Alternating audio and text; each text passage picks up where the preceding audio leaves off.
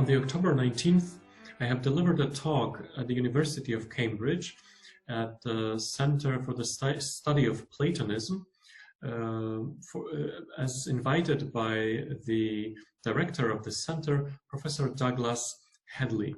The title of my talk was The One as the Giver in Plotinus, Metaphysical and Spiritual Implications.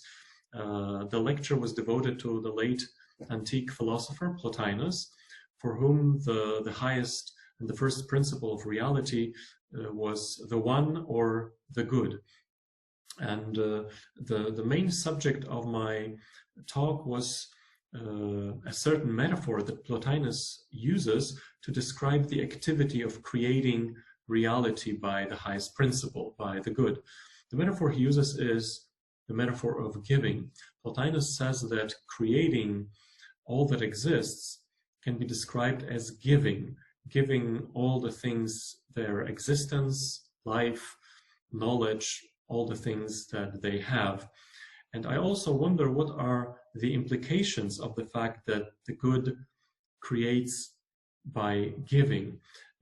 Psychologically speaking, giving entails a relationship between the giver and the person who is given to, and the gift binds those two persons in a mutual relationship. So I try to ask a question whether it's possible for the created beings like us to be in a relationship with the highest principle, the good, who gives us everything we have. And in fact, I try to argue that it's perfectly possible, and that this is the case in Plotinus, that there is a relationship between the one and the created reality, which is described as the relationship of giving and being given.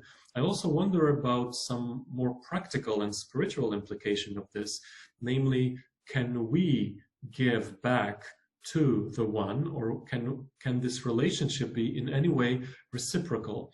And in fact, I show that our personal journey towards the one, and for Plotinus, philosophy is just that, our journey back to the experience of the good, that our journey can be described in terms of giving back, or that our love for the highest principle is nothing else than this act of giving back to the one who gives us everything.